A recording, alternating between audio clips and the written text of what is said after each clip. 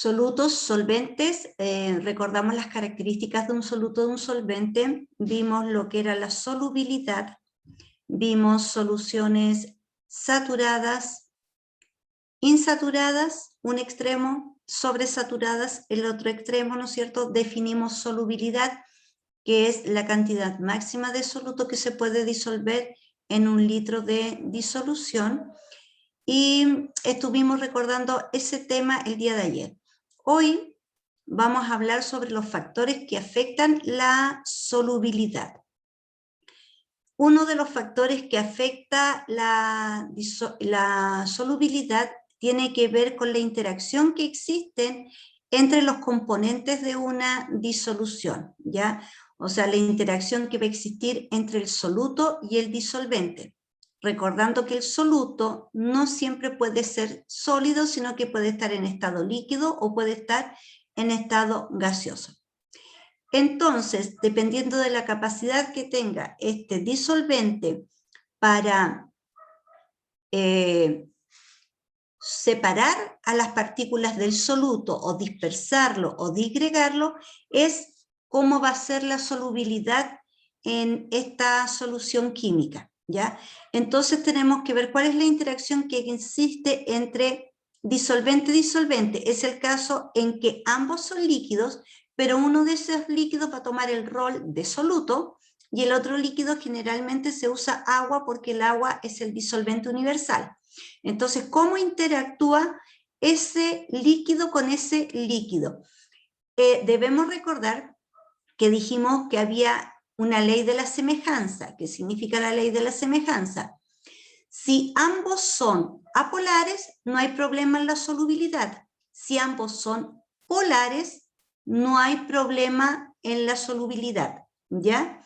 Pero si uno es apolar y el otro es apolar, ahí ya la solubilidad se nos hace más compleja porque hay casos en que no se solubiliza y quedan los precipitados.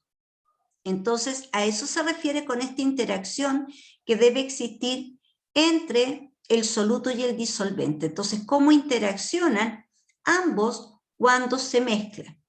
Y vamos a ver que también hay otros factores que pueden intervenir en esa solubilidad, entendiéndose que la solubilidad es la capacidad de que un soluto se disuelva en un disolvente. La solubilidad de los componentes iónicos, ¿qué quiere decir componente iónico? Que tenemos las cargas positivas y las cargas negativas. No todos los compuestos generan estos iones que nosotros le llamábamos electrolitos cuando logra separarse en positivo y en negativo, y sobre todo si hay negativo porque él sería capaz de conducir la corriente eléctrica, ¿ya? Entonces aquí existe una fuerza que hay entre la interacción de este soluto que queremos disolver. Los estados de la materia son tres: sólido, líquido y gaseoso. Cuando el soluto es sólido, significa que las partículas de ese soluto tienen una fuerza de atracción muy alta, ¿ya? Esa fuerza hace que las partículas estén muy juntitas, por lo tanto, tengo que usar un disolvente polar que logre separar esas partículas que están muy juntitas. En el estado líquido, ese soluto tendría sus partículas un poquito más separadas, por lo tanto, se logra dispersar mucho mejor y significa que su fuerza de atracción es menor a la del sólido. Y en el estado gaseoso, las partículas están completamente separadas, que significa que esa fuerza de atracción entre sus partículas es casi completamente nula por la distancia que toman y están en constante movimiento en distintas direcciones. Entonces, en aquellas fuerzas de atracción entre moléculas de agua y el ion, cuando tiende a disolver el sólido, sería esta fuerza de atracción, porque el agua tiene polo positivo, polo negativo. Y si el cloruro se disocia, se va a disociar en positivo y negativo. El sodio me queda positivo, el cloro me queda negativo. Por lo tanto, el OH negativo del agua se va a unir al sodio y lo va a separar del cloro. y el protón positivo del agua se va a unir al cloro negativo y lo empieza a separar. Entonces, de esa manera, que en un principio el cloruro de sodio estaban todos juntitos, empiezan a disociarse y aquí ya liberó un electrón que se va a unir con el protón del agua. Después va a ir liberando los siguientes y se van a ir uniendo con las moléculas de agua que están ionizadas. En el caso de estos iones que tienen cargas opuestas, tienden a mantenerse en estado sólido. ¿Qué significa? Si estas cargas opuestas, por ejemplo, yo tengo el oxígeno negativo y el agua se disocia en OH y ese OH es negativo, cargas iguales se repelen, no lo va a disociar. Y es porque este compuesto también tiene O en su estructura. Por lo tanto, este CO3 no se va a disociar con el OH del agua. Y el calcio más no se va a disociar y todo lo contrario se va a repeler con el protón del agua. Entonces, estas moléculas que tienen este sentido de sus cargas no se pueden disociar y quedan en estado sólido, como es el caso del sulfato de bario y el carbonato de calcio. Recuerden que nuestros huesos están hechos de carbonato de calcio. Felizmente es insoluble, porque si no, nuestros huesos no nos quedarían porque nuestro cuerpo, ayer dijimos que era 65% agua. Por lo tanto, estos huesos no podrían estar porque se estarían disolviendo en esta sustancia líquida. Entonces, felizmente, este carbonato de calcio es sólido, resistente y puede formar estructuras, ¿no es cierto?, estar en nuestra boca, en los dientes, los huesos de nuestro cuerpo, las vértebras, el cráneo, y que en algunos casos va a servir para proteger el cráneo a nuestro cerebro.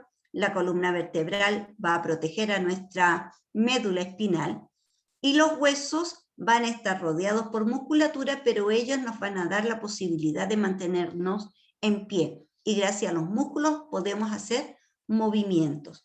Entonces, felizmente es insoluble.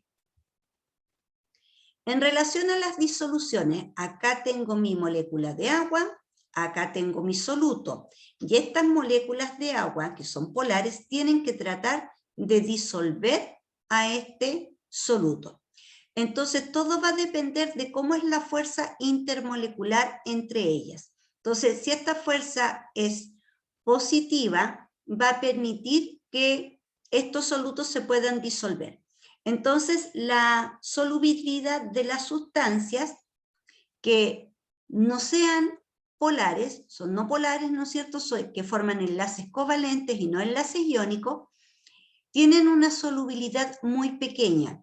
En cambio, todos aquellos que sí son solubles en agua y son compuestos orgánicos, significa que tiene carbono, hidrógeno y oxígeno, ellos va a ser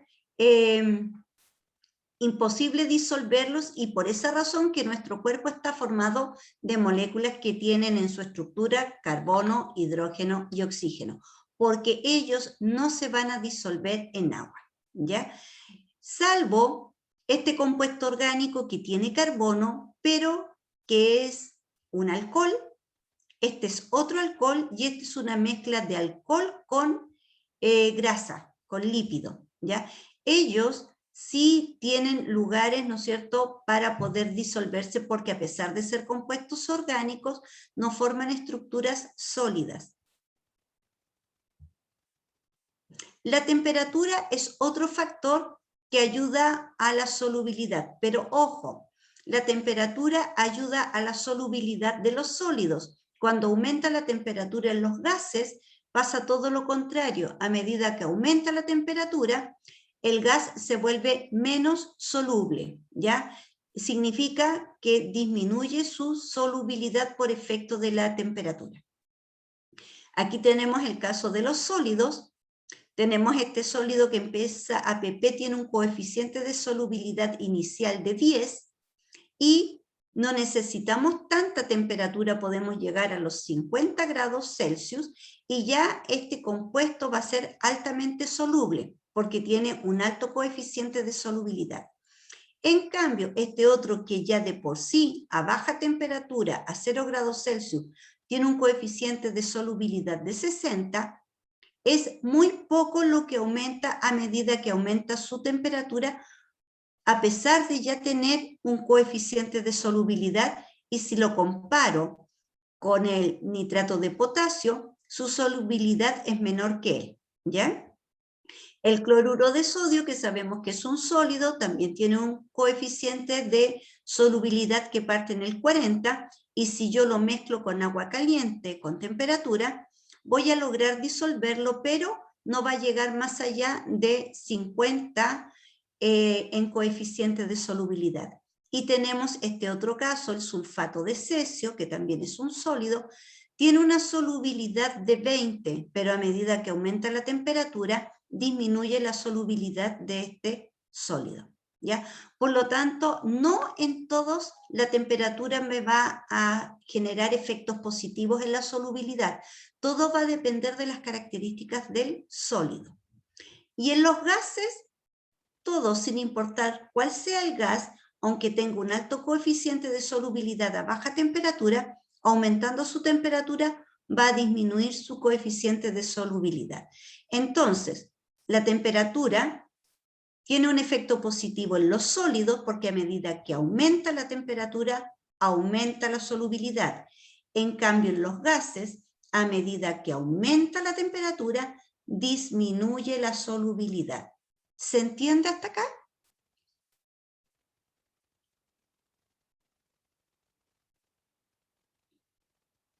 Yo sí, profe. Sí.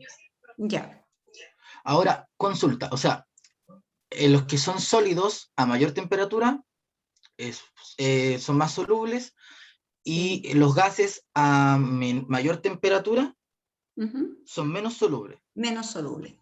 Es sentido inverso. Este es directamente proporcional a medida que aumenta uno, aumenta la temperatura, aumenta la solubilidad, y ahí hablamos de directamente proporcional. En cambio, en el otro caso es inversamente proporcional, porque mientras aumenta la temperatura, la solubilidad, que ya tenía una solubilidad alta, empieza a descender. Entonces, es esto. En cambio, en los sólidos, ambas van hacia arriba, son directamente proporcionales. Aumenta una, aumenta la otra. En relación a la presión, existe una ley de los gases, y aquí debemos tomar la ley de los gases propuesta por Henry. Él dice que a temperatura constante, cuando aumenta la presión, ¿no es cierto? Que es decir, estamos al aumentar presión, disminuimos el volumen. Al disminuir la presión, aumentamos el volumen. Entonces, aquí estamos en las condiciones normales, en donde estas partículas gaseosas se están moviendo en todos los sentidos y se están mezclando con agua. Si yo ejerzo presión, disminuyo el volumen y hago que el choque de estas partículas sea mayor, y eso significa que aumenta la solubilidad. Disminuyo la presión, aumenta el volumen, y significa que disminuye la solubilidad. ¿Se entiende?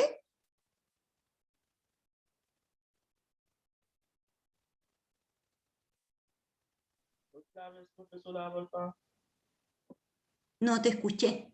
¿Lo puede repetir de nuevo? Ya.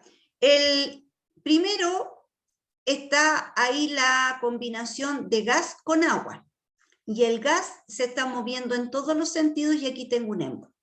Cuando yo ejerzo presión, estoy presionando ese gas que lo estoy combinando con el líquido, voy a disminuir el volumen cuando hago presión. Entonces, aumenta la presión, hacia abajo no significa que va disminuyendo, estoy haciendo presión, ¿ya? O estoy haciendo presión.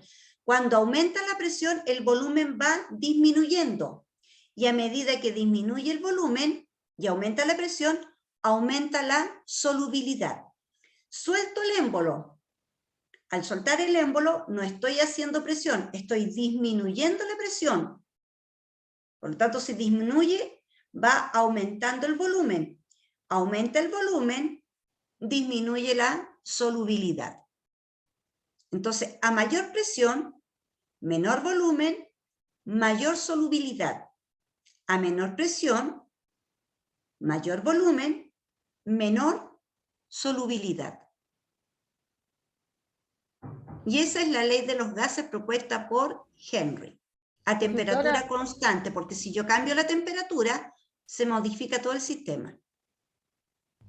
Profesora, es que un compañero puso ahí si podía dar algún ejemplo, como para entender. De gases, por ejemplo,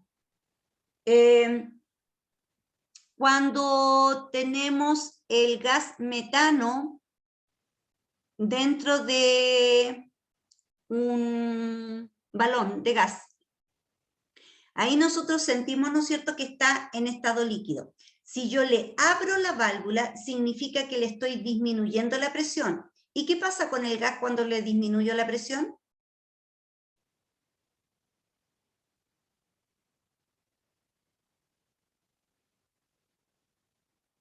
¿Empieza a salir? Se empieza a salir, ¿ya? Se me empieza a escapar y va a ocupar un mayor volumen. Lo mismo que si yo abriera la válvula del balón de gas dentro de esta pieza, lo abro, se va a escapar porque ya le estoy quitando la presión. Se abre y las moléculas del gas se me van a dispersar por toda la pieza. Al dispersarse por toda la pieza, significa que está ocupando un mayor volumen el gas, pero existe menos posibilidad de solubilidad comparado que cuando yo lo tengo bajo presión. Bajo presión es más soluble. ¿Ya? Porque... Sería como quitar una bebida, ¿no? La bebida cuando tú la destapas y si la moviste se escapa el gas. Si está tranquilito no se va a escapar. Pero igual tú sientes cómo salen las burbujas porque están encerrados. Y eso también va a depender de la temperatura. En este caso de la ley de Henry está hablando de mantener una temperatura constante. Por ejemplo, estoy manteniendo la temperatura ambiental. Pero si en el verano hay más temperatura, aumenta el movimiento de las partículas gaseosas. Y las partículas gaseosas van a empezar a pegar en las paredes porque van a querer salir porque se están moviendo mucho. Es lo que pasa con los neumáticos. Yo le echo aire a los neumáticos a cierta presión dentro del neumático, lo mantengo ahí presionado, pero aumentó la temperatura y provoqué que estas partículas de gases empezaran a moverse y a pegar en el neumático para todos lados. ¿Qué le pasó al neumático? Empezó a inflarse más y eso significa que está aumentando el volumen porque está disminuyendo la presión. Por eso que en verano no podemos echarle el tope de aire a los neumáticos porque con el roce del cemento y el calor va a aumentar el movimiento de las partículas gaseosas, estas se van a querer escapar del interior del neumático, van a pegar para todos lados y va a hacer que el neumático se vea más inflado. Significa que aumentó su volumen, pero está disminuyendo su solubilidad. Entonces, por eso la ley de Henry dice a temperatura constante. Entonces, cuando tú ejerces presión, yo aquí tengo más volumen comparado con este. Cuando hay bastante volumen, existe movimiento de las partículas gaseosas, pero aún están con fuerzas intermoleculares débiles, porque se están moviendo en todos lados. Cuando yo empiezo a bajar el émbolo, significa que estoy aumentando la presión. Al aumentar la presión, me va disminuyendo el volumen en el interior del vaso. Al disminuir el volumen, hago que sus partículas choquen más, los gases choquen más, y tengan, fíjate, compara la cantidad de partículas que se están disolviendo en agua con la cantidad de partículas que aquí se están disolviendo en agua. Entonces, eso hace que al disminuirle el volumen a los gases, estoy generando que exista una mayor interacción, una mayor fuerza intermolecular. Y al aumentar la fuerza intermolecular, es más fácil de disolver las partículas gaseosas a mayor presión. En cambio, empiezo a soltar el émbolo, empieza a aumentar el volumen, ¿y qué va a pasar al aumentar el volumen? Otra vez las partículas gaseosas se me van a escapar. Fíjate en la flecha, se están saliendo. ¿Ya?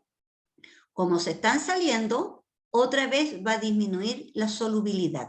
En cambio acá tú ves que las partículas están entrando al líquido. Significa que existe la posibilidad de disolverlos. En cambio acá se me están escapando. Y acá es 1 y 1, 1 y 1. Pero si aumento presión, de 1 y 1 me queda 4 es a 1. O sea, solo se me escapa una, pero me ingresan 4 al agua. En cambio acá disminuyo la presión y me van a quedar que quedan 2 es a 2. Se me escapan 2, entran 2. Por lo tanto, no estoy aumentando la solubilidad. Lo estoy manteniendo ahí. No hay mayor solubilidad. En este caso, aumento la solubilidad. Y si tú ves, es porque empiezan con la mayor presión y el menor volumen, hago que estas partículas gaseosas se mezclen en el agua y exista solubilidad. ¿Ahora sí?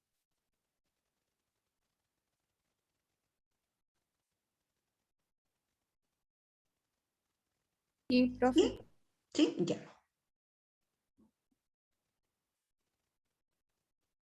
Viene una pregunta de aplicación. ¿Cuál de los siguientes factores no afecta la solubilidad de una sustancia? Letra A, la presión. Letra B, la temperatura. Letra C, la concentración de soluto. Letra D, la naturaleza del soluto y del solvente. Letra E, el tamaño de las partículas. ¿Cuál de ellas no afecta la solubilidad? La C, la concentración de soluto. Ya, la La A. concentración. Nicole dice la A. Sí. Ya. Ingrid dijo la C. Nayeli dijo la A en el chat. La Yeli la A. Yo digo la D. La letra D, la naturaleza del soluto y del solvente. No tenemos una opinión unificada al respecto. La Catherine Pereira dijo la A. La A, la presión. Tengo 17 participantes de la clase. ¿Quién más quiere opinar? La D, profe. Escucho por ahí la D, pero no sé de quién. Iveson. Iverson, ¿ya? Iverson dice que la D. La Lisette dice que es la A. ¿Ya? La C. Jonathan dice la C. Yo digo la A. La Iris A.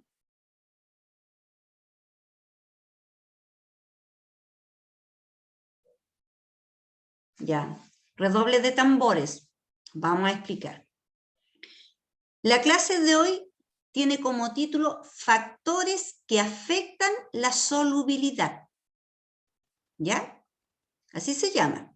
Y de los factores que afectan la solubilidad habla de las interacciones entre soluto y solvente, habla de la temperatura y habla de la presión. Por lo tanto, tengo 3 factores que sí afectan la solubilidad, porque ese era el tema del día de hoy. Ahora, ¿cómo afecta? Hoy marqué sin querer, fui a mover, chon, chon. Ya, la C es la correcta, pero voy a explicar. La presión, ¿de qué manera afecta la solubilidad? Si disminuye la presión, aumenta el volumen y disminuye la solubilidad. Si aumenta la temperatura, en el caso de los sólidos, favorece, pero en el caso de los gases, perjudica porque disminuye la solubilidad. La concentración de soluto no es un factor que esté afectando a la solubilidad, porque puedo poner poco soluto y se va a disolver. Puedo poner una cantidad límite de soluto y se va a disolver a pesar de que me quede saturado. Pongo mucho soluto, se me va a disolver una parte y lo otro me va a generar cristales, pero igual estoy disolviendo. Ahora, ¿cómo puedo solucionar eso? Agregando más agua. Por lo tanto, la concentración del soluto acá no está influyendo en la solubilidad. Igual se disuelven. La naturaleza del soluto y del solvente. Yo les dije la ley de las semejanzas. Si es un compuesto covalente que es apolar, se disuelve mejor en apolares, pero no en polares. Por lo tanto, la naturaleza de ese componente, si yo pongo agua, no se me va a disolver. Por lo tanto, estaría afectando la solubilidad. Si pongo uno polar y otro apolar, no se me va a disolver, porque ley de las semejanzas no son iguales. En cambio, si yo pongo solutos y solventes polares, son los que tienen una mayor solubilidad porque forman iones. El tamaño de las partículas no te afecta la solubilidad, te afecta en el tiempo solamente. Es decir, tengo un grano de sal pequeño, un grano de sal más grande. Las agrego a 100 ml de agua ambos. El más pequeño se va a disolver más rápido, porque es menos cantidad de cloruro de sodio. En cambio, el más grande, como es más cantidad de cloruro de sodio, va a demorar más tiempo en disolverse, pero igual se va a disolver, o sea, hay solubilidad. Pero eso significa que va a estar dependiendo del tamaño. Y al depender del tamaño, podemos demorar días si el tamaño es muy grande, por lo tanto afecta a la rapidez de la solubilidad. Entonces la única que no estaría afectando sería la concentración de soluto. ¿Se entiende el porqué? ¿No es cierto? Ahí expliqué cada uno de las respuestas. Y además que partimos la clase diciendo factores que alteran o que afectan la solubilidad, y se nombraba a la interacción, se nombraba a la temperatura y se nombraba a la presión. Por lo tanto, tenía que descartar inmediatamente presión y descartar temperatura y quedarme con la naturaleza. Al hablar de la naturaleza estoy hablando de qué características tiene, si polar o apolar. Entonces estoy viendo qué interacción hay entre un polar y una polar, de un polar con un polar o de una polar con una polar. Entonces estoy hablando de las interacciones y el tamaño también de la cantidad de soluto con la cantidad de solvente. Significa que si yo echo mucho soluto, creo soluciones sobresaturadas y se me cristalizan, y esas que quedaron cristalizadas significa que no se van a disolver, o va a demorar mucho tiempo para disolver, pero va a llegar un momento, por ejemplo, mi curva va a ir así de solubilidad, va a ir creciendo, y en un momento, como ve que es mucho, va a empezar a hacer esto. Significa que ya no se va a seguir disolviendo. No va a seguir creciendo. Poner atención. ¿Por qué la bebida es una solución química? Explica cuáles serían los componentes y qué tipo de solución es.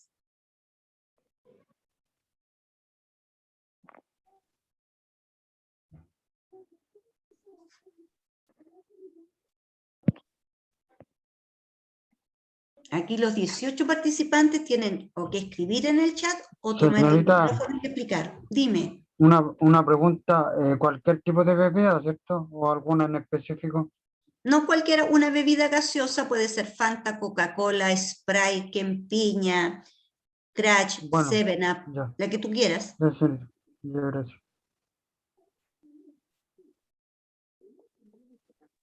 ¿Esto se contesta aquí ahora? Sí, pues. Es Ya. repaso de clase.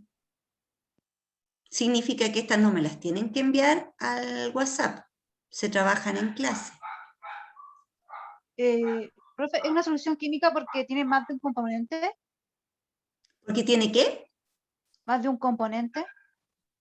¿Cómo cuáles? Como el gas. ¿Hay que decirlo como la tabla periódica con el nombre científico? No. Bueno, tiene gas, colorante, azúcar. Tiene soluto. Tiene soluto, ¿no es cierto? Lo que me está Disolvente. nombrando Nicole significa que esta bebida tiene solutos y tiene un disolvente que sería el agua. Por eso es una solución química. Y ellos se mezclaron y formaron una solución homogénea o llamada también disolución. Y ahí la Nicole ya nos nombró los componentes, pues estos componentes son el soluto. ¿Qué solutos nombró la Nicole? El gas, nombró colorante, nombró saborizante, nombró endulzante. ¿Y qué tipo de solución es? ¿Cuáles son los tres tipos de soluciones? Insaturada, saturada y sobresaturada.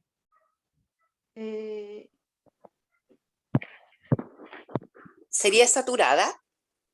Saturada, porque está justo en la concentración de soluto que necesita, no está diluido y tampoco está formando cristales.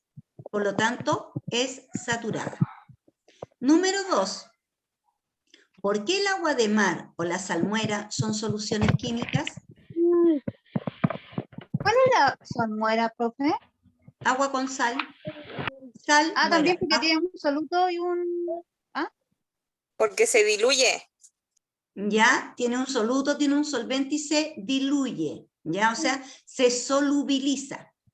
Pero, ¿no es cierto? Eso significa que es una solución química, porque tiene un soluto que se disuelve en un solvente. Porque nosotros miramos el agua de mar y esa agua de mar no le vemos los solutos, están disueltos porque si miramos el mar, el océano es una inmensidad, por lo tanto la concentración que hay de sal se puede disolver en ello.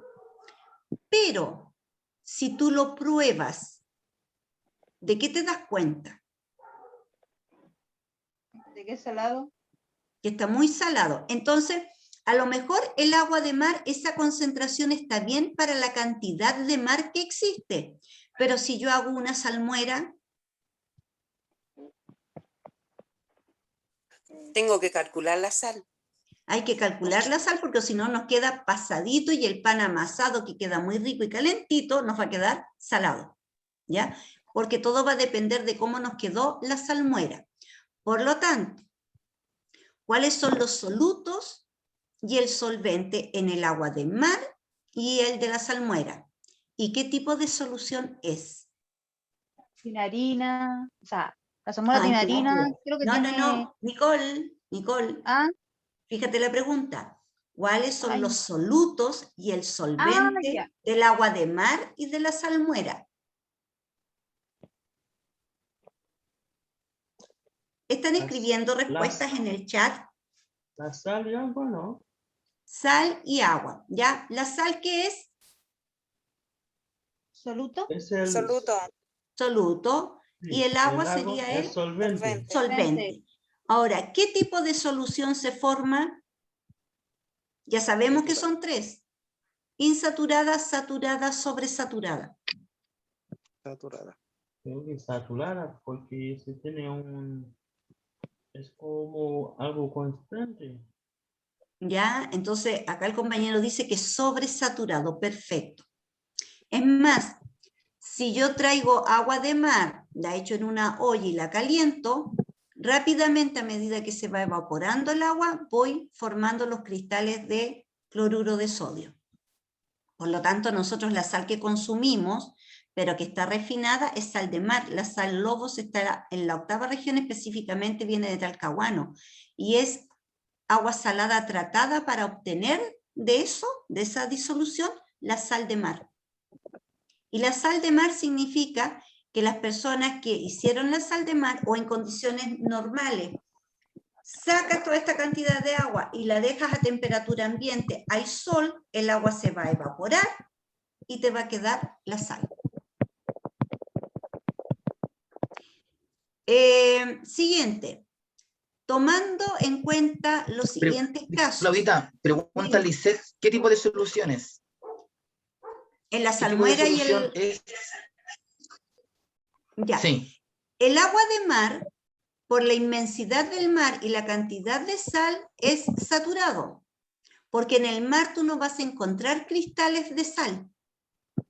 ¿Ya? Pero la salmuera que preparas tú se llama salmuera porque tiene más sal en relación con la cantidad de agua que estoy usando para disolver. Por lo tanto, la salmuera sería sobresaturada.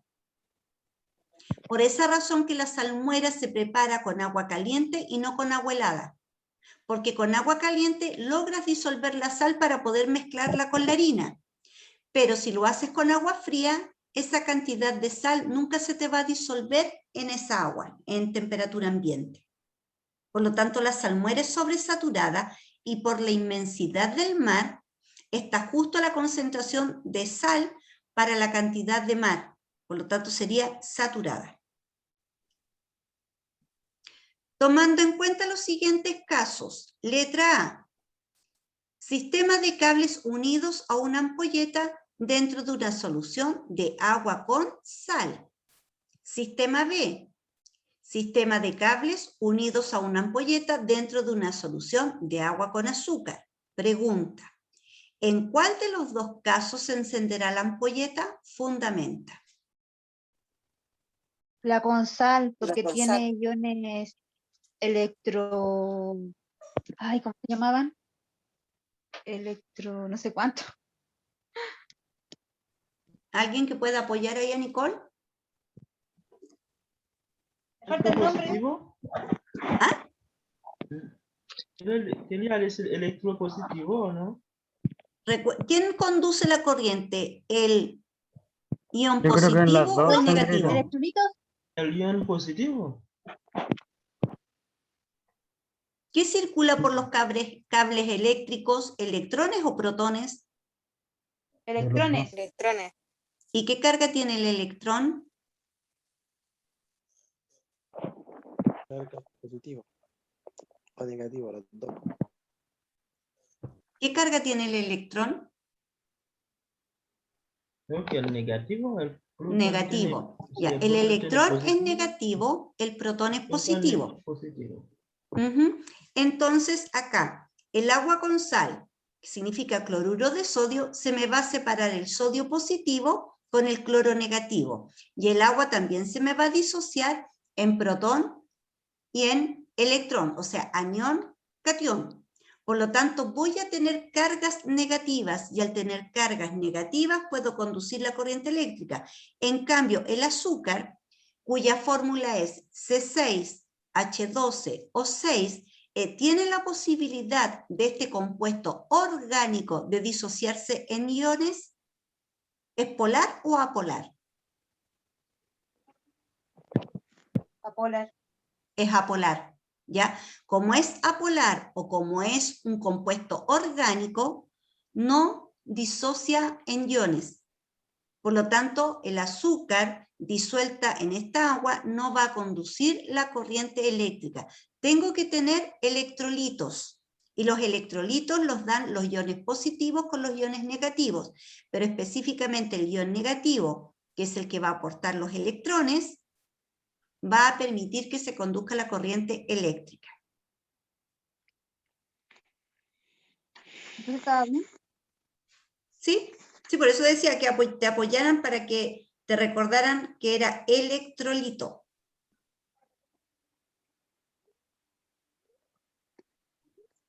Hasta acá, ¿alguna consulta del repaso que estamos haciendo de los contenidos? Ya, profesora, entonces en la 4, ¿cuál está buena? En la 4, ¿cuál está buena? Sí. El sistema A conduce Ya, la corriente ya. eléctrica, porque al disolverse libera electrolitos. Eso sería como fundamentado, porque dice fundamenta. Señorita, Ujú. una pregunta. ¿Y el agua también cómo El se agua llama? también es polar, pero en el otro caso, en que tú tienes agua Mm. con azúcar, el agua igual es polar, Ya. pero el azúcar es un compuesto orgánico. Entonces, no porque tenía agua y el agua se disocia en protón y electrón, te forma electrolitos. Electrolitos ya. significa que se forman iones. Ya, se entendió. ¿Alguna otra consulta? ¿Y las energéticas también tienen electrolitos?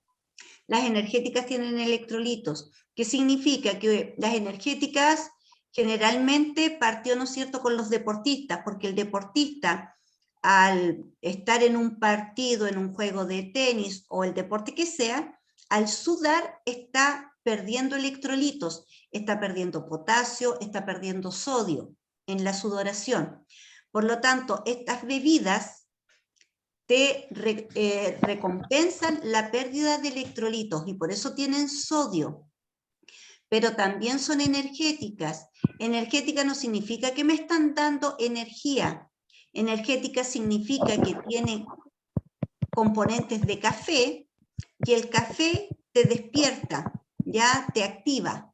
pero no significa que te está dando energía, sino que está activando por el hecho de tener cafeína.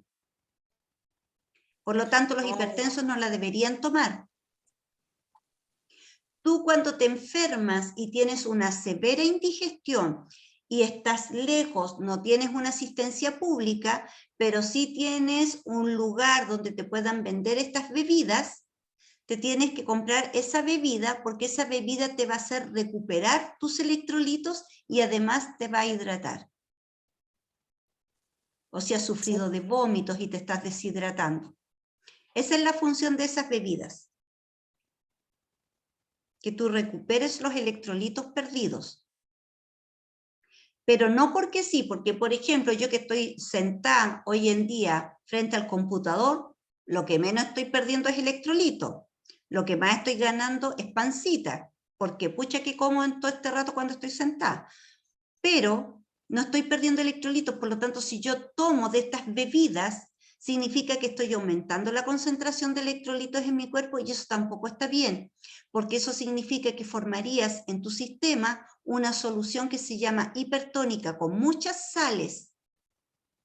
Y ahí el riñón le va a costar y va a tener que a través de la orina, cuando él forma la orina y te filtra la sangre, tratar de eliminar los electrolitos que tienes en excedente. Porque tampoco significa que tener mucho va a ser mejor. Exagerar no hace bien. Tu cuerpo necesita ciertas concentraciones. Si tú las perdiste, las necesitas. Es más, ustedes se han dado cuenta que cuando han hecho mucho ejercicio, se han deshidratado mucho, pierden la fuerza muscular. Sí. Sí. ¿Por qué están perdiendo la fuerza muscular? Los músculos están inervados por nervios. Los nervios te conducen el impulso nervioso y para que el impulso nervioso se conduzca necesita sodio y potasio, dos sales, dos electrolitos. Si yo perdí esos electrolitos, mi corazón y mis músculos van a ser incapaces de generar contracciones musculares. Es más, si una persona pierde mucho potasio, puede llegar a sufrir un paro cardíaco. Por eso es importante, si tú te diste cuenta que perdiste mucho líquido, perdiste sales, porque tú, yo creo que más de alguno, alguna vez le ha caído sudor, le llega a la boca y te das cuenta que está muy salado. Y eso significa que estás perdiendo tus electrolitos. Y eso te dice ya, a tomar una bebida que tenga electrolitos.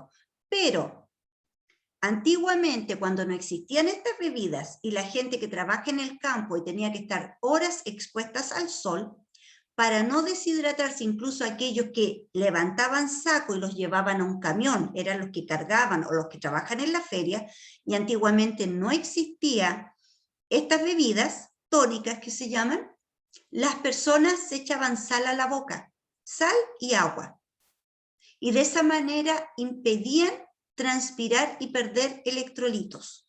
Esos son trucos de abuelos, ¿ya? Pero en ese tiempo te recompensaba tu pérdida de electrolitos. O sea, las abuelitas son muy sabias. Y en esa época alguien se dio cuenta que al hacer eso no sudabas ni te deshidratabas. Podías seguir trabajando. Es como un poco los componentes del suero, ¿verdad? Sí, pero el suero es isotónico. Significa que está a un porcentaje del 0,9%.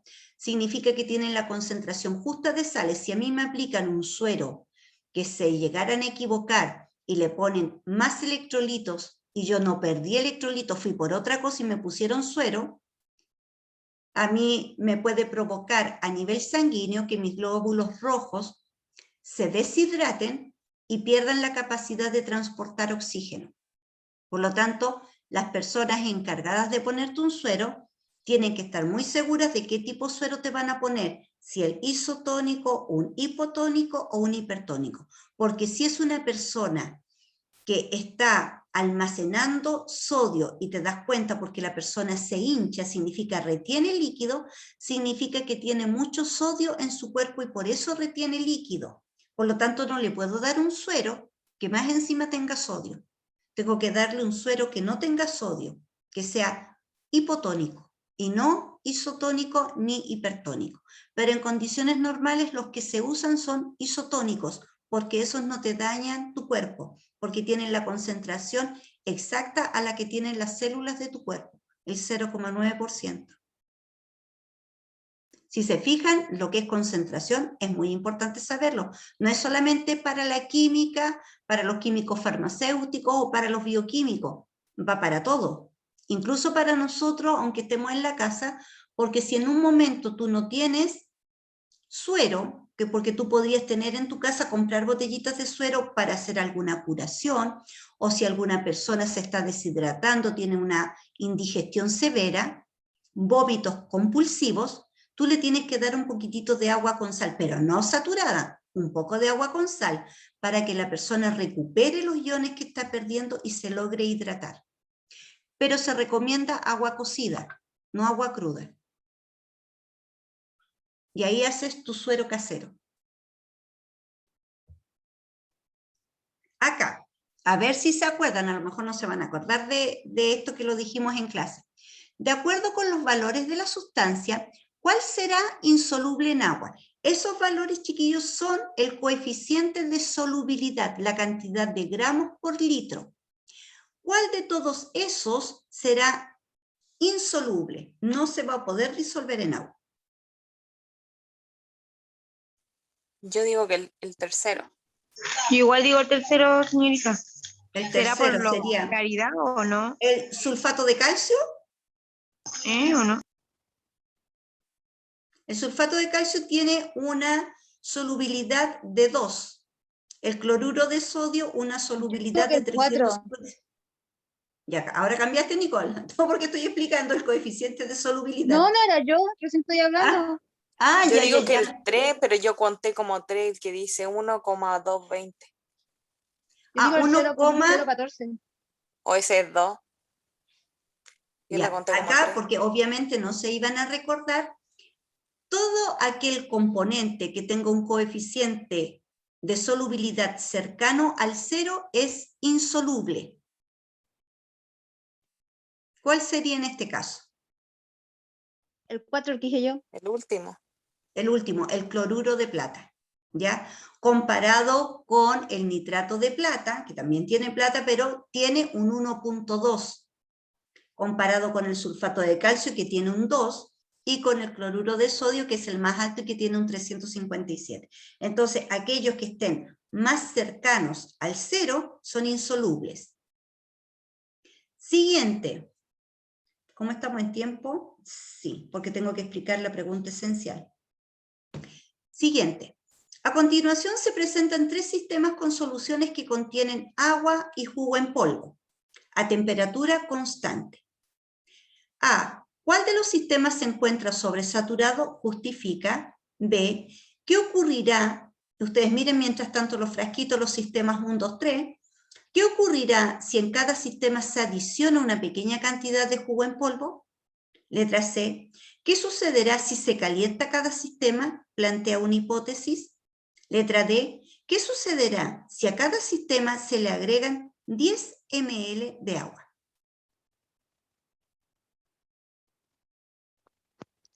La A es el sistema 1.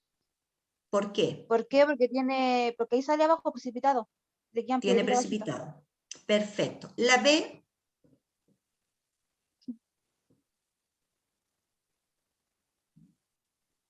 El segundo también quedaría sobresaturado en la B. En la B, perfecto. Formaría, El ¿no es cierto? tercero Porque, quedaría más. sí, está súper bien. Esta ya está saturada, significa que está en el límite del soluto que Sí. necesita. Y la Entonces, de al si yo lado le agrego quedaría más, saturada. le queda, ¿no es cierto?, sobresaturado. Y esta podría subir Quedaría saturada. a saturada. Perfecto. Letra C. ¿Qué sucederá si se calienta cada sistema en condiciones normales, sin haberle agregado más polvito? Va a ser saturada. Todas van a ser Falso. El 1 queda La saturada, una ¿no? va a ser saturada. El 1 va a quedar saturada, pero todo el rato o momentáneamente. Momentáneamente. Momentáneamente, mientras hay temperatura. Entonces, esta quedaría saturada, pero esta me lograría con temperatura quedar saturada. No, no, porque no le No. aumenta el, ¿cuánto se llama? Ya, igual, El jugo, po. Solo Ya. se está calentando. Ya. resoluto. Letra D. ¿Qué sucederá si se le agrega a cada sistema 10 ml de agua? Al Usando sistema los mismos 1, yo conceptos. supongo que queda saturado. ¿Ya? El sistema 2 queda, ay, ¿cómo se dice? Como el 3. No sé cómo se dice, me olvida cómo se dice. Insaturado. Ya, ¿Ya? y el sistema Entonces, 3 al sería hacer... como muy Ay, diluido. me cambié. Al hacer eso, al agregar agua, este pasaría a saturado, este pasaría a insaturado y este seguiría siendo insaturado. Insalubre. Más insaturado que antes. Aquí tenemos un análisis de gráfico, pero voy a pasar, ya, paso a la pregunta esencial. Pero ahí vamos súper bien. Esta es la pregunta esencial de la semana 7. Está fácil. Hay que hacer un análisis. Dice, un ejemplo de solución gaseosa, gas en gas. No respondan ahora. Quédenlo, piénsenlo solamente para decir que van a responder cuando les comparte el link. ¿Cuál de estas sería una solución gaseosa? Gas en gas. Pero Número usted 2. No, pasó no pueden contestar. Ya compartió el link. ¿Ah? Ya envió el link. Sí, al grupo de ciencias naturales, pero no todos no están en el grupo de ciencias naturales. Entonces, repito, aquí gas en gas, mirar los ejemplos y cuál es gas en gas, que está súper fácil. Con respecto a la solubilidad de los gases en agua, ¿cuál de las afirmaciones es correcta?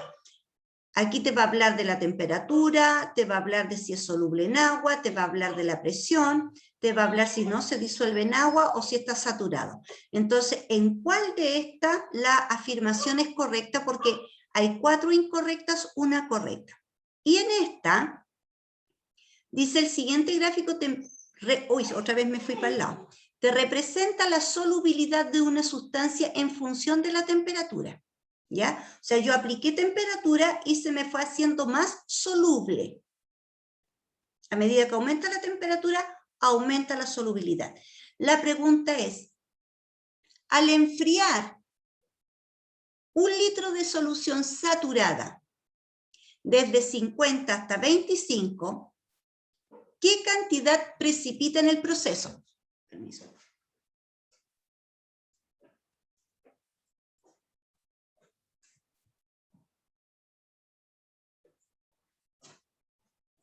Y ahí tengo que mirar el gráfico de otra manera. Se me empieza a enfriar. ¿Y qué va a pasar entre 50 y 25? La pregunta es, ¿qué cantidad entre el 50 y el 25 está precipitando? 25 gramos, 30 gramos, 40 gramos, 50 gramos, 80 gramos. Esa es la pregunta esencial. Voy